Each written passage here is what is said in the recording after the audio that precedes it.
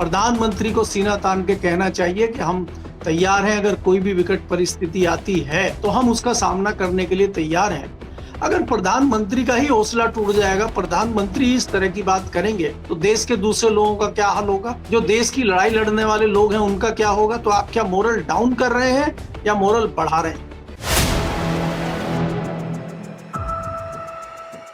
नमस्कार दोस्तों, कैसे हैं आप लोग? उम्मीद है आप सभी अच्छे होंगे। गुजरात लॉबी जब जब आपदा आती है तो उसमें अवसर तलाशने में जुट जाती है। अब कोविड में देखिए, ताली थाली बजा लीजिए, अपने पक्ष में माहौल बनवा लीजिए, इसमें बहुत माहिर हैं ये लोग। और एक बार फिर से जब आपदा आई है, मिडिल ईस्ट में युद्ध चल रहा है, तमाम परिस्थितियां जो है वो बिगड़ रही हैं, तो प्रधानमंत्री नरेंद्र मोदी कह रहे हैं कि हमें हर चुनौती के लिए तैयार रहना होगा। हम क्या कर सकते हैं इसमें? करने को तो सरकार करेगी जो भी करना है, और सरकार क्या कर रही है और सरकार ने क्या कोविड में किया था, ये सवाल खड़ा होता है। इसका जवाब जानने की कोशिश करेंगे। केपी मलिक जी वरिष्ठ हमारे साथ जुड़े हैं। सर, बहुत बहुत स्वागत है आपका। धन्यवाद हिमांशु जी, आपका भी और आपके दर्शकों का भी बहुत बहुत धन्यवाद। सर, युद्ध की परिस्थितियां हम देख ही रहे हैं, दुनिया भर में जो है हलचल है। प्रधानमंत्री नरेंद्र मोदी ने पहले लोकसभा में बोला और अब जो है उन्होंने राज्यसभा में भी इस बात को दोहराया है कि हमें हर चुनौती के लिए तैयार रहना है। युद्ध का जो दुष्प्रभाव है लंबे समय तक रहने वाला है या रह सकता है। तो इसका क्या मतलब समझा जाए? प्रधानमंत्री नरेंद्र मोदी सीधे सीधे आम आदमी को क्या संदेश दे रहे हैं कि भाई बुरे दिन आने वाले हैं, आप अपने आप को तैयार रखिए, हम जिम्मेदार नहीं हैं। ये उन्होंने कहा नहीं, लेकिन भाव यही उत्पन्न होता हुआ मुझे तो लग रहा है। आपको भी लग रहा है क्या? देखिए हिमांशु जी, प्रधानमंत्री का सोमवार का लोकसभा का भाषण, हालांकि उन्होंने कई हफ्तों के बाद लोकसभा में दर्शन दिए और उनकी इतनी हिम्मत हो गई है कि वो पार्लियामेंट आने लगे हैं, नहीं तो पार्लियामेंट से बहुत डरे हुए थे वो। खबर ये थी कि उनको बिरला जी ने दी थी कि भाई कोई महिलाएं उनके ऊपर हमला कर सकती हैं। तो पहले तो ये समझने की बात है कि ये हमारा दुर्भाग्य है कि संसद के अंदर महिला सांसद प्रधानमंत्री के ऊपर हमला कर सकती हैं। इस डर से प्रधानमंत्री जी संसद ही नहीं आ रहे हैं। एक तो ये बात है। दूसरी बात यह है कि वो सोमवार को संसद में जो है अवतरित हुए और पहली बार हमने देखा कि वो अपना भाषण लिख के लाए थे और लाइन टू लाइन पढ़ रहे थे वो। तो यानी कि अब वो इधर उधर की बात नहीं करना चाहते, जो लिखा हुआ है वही पढ़ देना चाहते हैं। लगभग वही बात उन्होंने कल राज्यसभा में कही। तो राज्यसभा में, लोकसभा में प्रधानमंत्री जी का जो भाषण है, अगर हम सुन के किसी नतीजे में पहुंचते हैं तो उनका सीधा सीधा मतलब है कि भैया जो कोरोना वाली स्थिति थी उसी प्रकार की स्थिति होगी। लेकिन कोरोना को तो आज की डेट में बहुत सारे लोग एक षड्यंत्र भी बता रहे हैं। हालांकि हम मान भी लें कि वो वैश्विक महामारी थी, तो आपने तो छोड़ दिया था लोगों को उनके रहमो करम पे। लोग अपने घरों में जाने के लिए पैदल यात्राएं कर रहे थे, हॉस्पिटलों में सुविधाएं नहीं थी, आप तो ताली और थाली बजवा रहे थे। तो क्या उसी तरह की परिस्थितियां अब होंगी क्या? और अगर प्रधानमंत्री जी ये कहते हैं कि ये युद्ध लंबा चल सकता है, परिस्थितियां लंबी हो सकती हैं, और आप अपना देखिए और राज्य सरकारें जो हैं वो देखें कि भाई कालाबाजारी ना हो। कालाबाजारी सबसे ज्यादा किस चीज पे होगी? कालाबाजारी सबसे ज्यादा होगी तेल पे, गैस पे, और दोनों की कंट्रोल किसके पास है? केंद्र के। तो आप क्या कहना चाहते हैं? आप अपनी जिम्मेदारी से मुक्त होना चाहते हैं और आप सीधा सीधा पल्ला झाड़ ले रहे हैं। तो ये बड़ा दुर्भाग्य देश का है अगर हमारे प्रधानमंत्री जी इस तरह की भाषा का प्रयोग कर रहे हैं।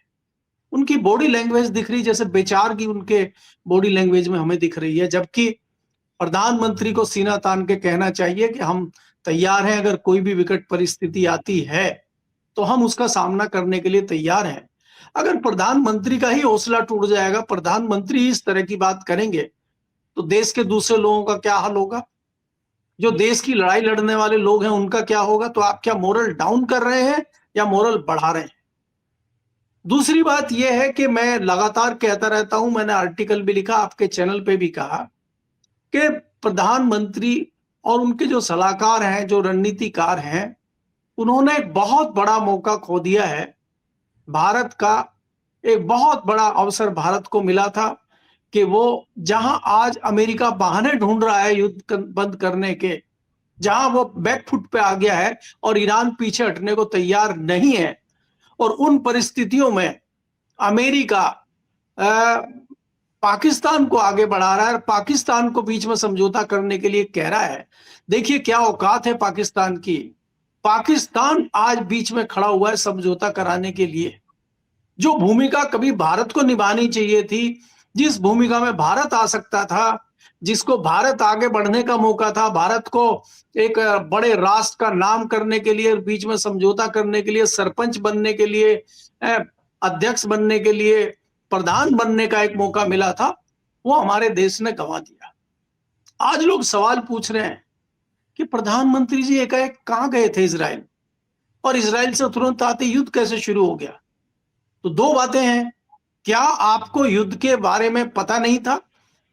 अगर नहीं पता था तो आपने ये बात बाद में इजराइल को और अमेरिका को क्यों नहीं कहा कि हमारी इमेज खराब हुई है इस बात को लेकर? और अगर आपको पता था तो कम से कम आप अपनी तैयारियां तो करते, और कुछ आप करते नहीं करते तो आप अपनी कम से कम कुछ तैयारियां करते, युद्ध से पहले की जो तैयारियां होती है। तो ये चुप्पी मार जाना, हर चीज पे चुप रहना, किसी बात का कोई एक्शन नहीं लेना, कोई जवाब नहीं देना, पार्लियामेंट से गायब हो जाना, चुनावी रैलियों में दिखना, ये प्रधानमंत्री पे तमाम सवाल खड़े करता है। आज देश बहुत विकट परिस्थितियों में है और प्रधानमंत्री जी अनेकों सवालों में घिरे हुए हैं। इतने सवाल हैं कि वो किसी को बोलने ही नहीं देते। अगर कोई पार्लियामेंट में बोलता है तो उसका माइक बंद कर दिया जाता है। प्रधानमंत्री तो छोड़िए, कल एक विपक्षी सांसद ने कृषि मंत्री से पूछा कि आपने 2014 के मैनिफेस्टो में किसानों की आय दुगनी करने का वायदा किया था, वो स्वामीनाथन आयोग की रिपोर्ट का क्या हुआ? 14 साल हो गए हैं, तो वो उसका जवाब नहीं दे पाए। वो कह रहे नहीं नहीं, वो तो दुगनी हो गई है आय। हमारे यशस्वी प्रधानमंत्री, उन्होंने 10 बार प्रधानमंत्री का नाम ले लिया। और जब हम धरातल पे बात करते हैं, 3 दिन पहले ही 2 किसानों ने पंजाब में, दोनों भाइयों ने ट्रेन से कट के आत्महत्या की है। इस सरकार ने किसानों की आत्महत्या के आंकड़े ही जारी करने बंद कर दिए। ना रहेगा बांस, ना बजेगी बांसुरी। जब आंकड़े ही नहीं आएंगे किसानों की आत्महत्या के, तो आप क्या कहेंगे? आप कहेंगे कोई किसान आत्महत्या नहीं कर रहा है, किसानों की फसलें बम बम बिक रही हैं, किसान बहुत खुश है। ये पता कैसे चलेगा लोगों को? तो ये सरकार में प्रधानमंत्री जी का सीधा सीधा इशारा मैं ये समझता हूं कि उनका ये कहना है कि भैया आप परिस्थिति को अपने हिसाब से देखो और अपनी लड़ाई खुद लड़ो, हम कुछ नहीं कर सकते। ये बात आपकी बिल्कुल दुरुस्त है, मैं इससे इत्तेफाक रखता हूँ। जी वांशु जी। अच्छा, अमेरिका कह रहा है, रक्षा मंत्री पीट हेग्सेथ कह रहे हैं कि हम बम के जरिए बातचीत करते हैं। ये तो सुधरने की तैयारी नहीं। एक तरफ तो कहा जा रहा था कि भाई सीज फायर हो गया है, चीजें सुधरने की तरफ आगे बढ़ रही हैं। ये तो कह रहे हैं हम बम से बातचीत करते हैं, हम बातचीत से बातचीत करते ही नहीं टेबल पर बैठ के। अब भाई बताइए, ऐसी परिस्थितियों में दिक्कत तो होगी, और दुनिया में दिक्कत होगी तो भारत को भी दिक्कत होगी। और भारत के प्रधानमंत्री कह रहे हैं भैया आप खुद अपना तैयार रहिए ताली थाली लेकर। देखिए हिमांशु जी, अगर आप ये सीज फायर ने खुद, अमेरिका ने सीज फायर 5 दिन के लिए कहा कि भाई हम 5 दिन के लिए युद्ध बंद करते हैं, 5 दिन की मोहलत ईरान को देते हैं, हमारी ईरान से बात चल रही है। ट्रंप झूठ बोलते हैं लगातार। ईरान ने साफ मना कर दिया कि हमारी कोई बात नहीं चल रही है। इजराइल कह रहा है नहीं नहीं, युद्ध लगातार चल रहा है। 3 देश, तीनों के अलग अलग बयान। अमेरिका अगर ये कह रहा है कि सीज फायर है, 5 दिन के लिए बंद कर दिया है, और अपने जहाजी बेड़े, समुद्री बेड़े बाकी भेज रहा है उधर, तो वो क्यों नहीं भेज रहा? आप बात भी कर रहे हैं, कह भी रहे हैं कि हमारी बातचीत चल रही है और हमने 5 दिन का सीज फायर किया है, और आप युद्ध की तैयारी भी कर रहे हैं। ये अमेरिका का चरित्र है। ट्रंप की आदत रही है कि इधर शांति समझौते की बात करो और पीछे से हमला कर दो। आपको याद होगा कि ये हमला भी जब शुरू किया है, ये इजराइल और अमेरिका की तरफ से ही हमला हुआ था, जबकि ईरान बातचीत की टेबल पे आने को तैयार था। और सोमवार के दिन ये मीटिंग होनी थी, उससे 2 दिन पहले ये हमले शुरू हो गए। ईरान तो ये कह रहा है अमेरिका कि अमेरिका खुद से ही बातचीत कर रहा है, मतलब वापस में ही लग रहा है बातचीत, मन में बातें करे ले रहे हैं मन की बात की तरह, और जो है ऐसे चल रहा मामला। वही वही मैं कह रहा हूं आपको कि अमेरिका खुद ब खुद सारी चीजें करता है, खुद ब खुद बात करता है, वो किसी से बात करता नहीं है। लेकिन यहाँ हमें परिस्थितियां देखनी पड़ेगी कि ईरान इस बार पीछे हटने को तैयार इसलिए नहीं है क्योंकि ईरान को अपने अस्तित्व की लड़ाई लड़नी है और ईरान के पास खोने को कुछ नहीं है। ईरान के पास जितना उसका नुकसान होना था, उसकी पहली लीडरशिप, दूसरी लीडरशिप, तीसरी लाइनर में भी काफी डैमेज उसका हो चुका है जो होना था। अब वो लड़ाई लड़ता रहेगा और ईरान ने बहुत रणनीतिक तरीके से अपनी तैयारियां की हुई हैं। और चाहे आप माने ना माने, दुनिया माने ना माने, सामने से उनके साथ, ईरान के साथ चाइना और रशिया खड़े दिखाई दे ना दे, पर्दे के पीछे से वो उसकी मदद कर रहे हैं। इसलिए ईरान पीछे हटता हुआ नजर नहीं आ रहा है, हमें ऐसा लगता है। और ये दोनों देश चाहते हैं कि अमेरिका कहीं ना कहीं कमजोर हो, और कमजोर खाली युद्ध से नहीं हुआ जाता। देखिए, अगर लंबे समय तक युआन में डील होता है तेल, जैसे कि उन्होंने कहा हॉर्मुज से जो जहाज निकल रहे हैं उनका भुगतान चाइनीज जो मुद्रा है युआन उसमें होगा। अगर वो लंबे समय तक युआन में भुगतान होता है और तेल खरीदा जाता है युआन में, तो चाइनीज जो मुद्रा है उसकी कीमत बढ़ेगी और अमेरिका का जो डॉलर है उसकी हालत खराब होगी। तो आप इधर भी डैमेज अमेरिका को कर रहे हैं और अमेरिका का बड़ा नुकसान इस चीज से होता है। तो कहीं ना कहीं चाइना की और रशिया की ये रणनीति भी हो सकती है कि अमेरिका को किस प्रकार से कमजोर किया जा सके, और उसमें माध्यम बना सकते हैं चीन और रशिया ईरान को। और क्योंकि अब उनको अमेरिका से सीधी लड़ाई नहीं लड़नी पड़ रही है और वो छद्म युद्ध अमेरिका के साथ लड़ रहे हैं, लेकिन जो है बीच में उन्होंने ईरान को खड़ा कर दिया है। तो इसलिए इसलिए ये बहुत बढ़िया मौका इन दोनों देशों के लिए है। इसलिए ईरान पीछे हटने वाला नहीं है और ईरान ने जखीरा बहुत इकट्ठा कर रखा है, और जो भी उसके पास कमी पड़ती है उस कमी को तत्काल पूरा चाइना और रशिया कर रहे हैं। तो इसलिए ये लड़ाई इतनी जल्दी खत्म होती हुई नहीं दिखाई दे रही है। इसीलिए मोदी जी ने भी कहा है कि ये लड़ाई लंबी चलेगी, तो आप लोग अपना इंतजाम रखिए। देखिए, जिस प्रकार से हिमांशु जी आप देख रहे हैं कि गैस की थोड़ी बहुत किल्लत आपको दिख रही है, जहां भी है किल्लत कहीं है कहीं नहीं है। बिना हुए तो इस तरह की लाइनें नहीं लगेंगी, जहां है वहां बहुत ज्यादा दिक्कतें हैं क्या, लेकिन जहां पाइप की सप्लाई है वहां थोड़ी दिक्कतें कम है। दूसरी बात यह आपको देखना होगा कि अभी जो इलेक्शन चल रहे हैं 5 राज्यों में, 5 राज्यों के इलेक्शनों के बाद सरकार कोशिश करेगी कि तब तक वो पेट्रोल और ईंधन के दाम ज्यादा ना बढ़ाए। लेकिन तत्काल जैसे ही चुनाव खत्म होगा, वोटिंग शुरू होगी, 5 बजे आप देखिएगा सरकार की ओर से घोषणा होगी कि ईंधन पे पैसे बढ़ा दिए गए और अच्छा खासा रेट बढ़ेगा। क्योंकि जो तेल खरीदा जा रहा है उसकी कीमत भी लगातार बढ़ रही है। वो भी कहते हैं कि पर बैरल $200 तक जा सकता है। अगर ऐसा होता है तो कहीं ना कहीं डबल का एक हिसाब से रेट बैठ जाएगा। तो ऐसे में भारत में भी 150 से 200 के बीच में कहीं पेट्रोल की कीमत जाके बैठेगी। तो सरकार और कंपनियां कैसे निर्णय लेंगी, क्योंकि कंपनियां कुछ घाटा सहन कर सकती हैं चुनाव तक, क्योंकि अगर चुनाव से पहले रेट बढ़ाते हैं तो भारतीय जनता पार्टी को नुकसान हो सकता है। तो लिहाजा ये चीज को सोचते हुए चुनाव के बाद रेट बढ़ाए जाएं, इस तरह का निर्णय भी सरकार ले सकती है। जी। अच्छा, मैं डॉलर देख रहा था, डॉलर ऑल टाइम पीक पे पहुंच गया है, 93.91 आज के रेट हैं, और कल बीते रोज तो 94.30 था। तो मतलब जिस तरह से डॉलर जो है, मतलब करेंसी में अगर देखें तो दुनिया भर में कहीं ना कहीं नीचे जा रहा, हमारी करेंसी डॉलर के मुकाबले और नीचे जा रही। मतलब मोदी जी 2013 में 12 में जो भाषण दिया करते थे, एक बार रिपीट टेलीकास्ट क्यों नहीं देख लेते उसको, लोग ये पूछ रहे हैं। देखिए हिमांशु जी, अब कोई एक बात नहीं है ऐसी कि मोदी जी को आप कहें। बहुत सारी ऐसी चीजें हैं और लोग बोल बोल के थक गए हैं, लोग भूल गए हैं, और लोगों को इनके ऊपर कोई फर्क ही नहीं पड़ता है। अच्छा सर, ये क्या आप स्ट्रेटेजी है क्या कि लोगों को इतना थका दो कि वो फिर यूज टू हो जाए, बोलने से अच्छा बिल्कुल, है कि वो शांत रहना पसंद करें। आप ये देखिए बहुत सारी चीजें हैं। अब अगर पार्लियामेंट में आपसे कोई सवाल पूछता है तो पूछता रहे, आपको जवाब ही नहीं देना है। प्रधानमंत्री जी पार्लियामेंट में आपके सवालों का सामना करने के लिए आते ही नहीं है। आप कह रहे हैं स्टीम फाइल में हरदीप पुरी जी का नाम आया है, उन पे एक्शन कीजिए, उनकी जांच कीजिए। दुश्मन देश उन पे आरोप लगा रहे हैं, हम नहीं चाहते हमारे माननीय प्रधानमंत्री जी पे आरोप लगे, इसलिए इसकी जांच होनी चाहिए। वो कह रहे नहीं, कोई जांच की जरूरत नहीं है।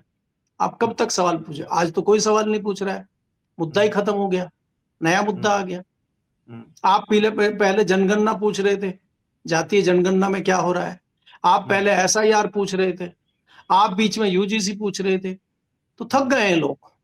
आप करप्शन की बात करते हैं, भ्रष्टाचार की बात करते हैं, आप ट्रेन की बात करते हैं, आप जो भी बात करेंगे आपको इतना थका दिया जाएगा कि पूछो कितना पूछते, मारो दीवार में टक्कर। एक इस्तीफा क्या हुआ है? पिछली सरकारों में गृह मंत्री के इस्तीफे होते हुए हमने देखे हैं, रेल मंत्री के इस्तीफे होते हुए देखे हैं तमाम दुर्घटनाओं पर, हमने कानून मंत्री के इस्तीफे होते हुए देखे हैं। इस सरकार में एक इस्तीफा कोई जिम्मेदारी लेके किसी ने दिया हो तो बताइए।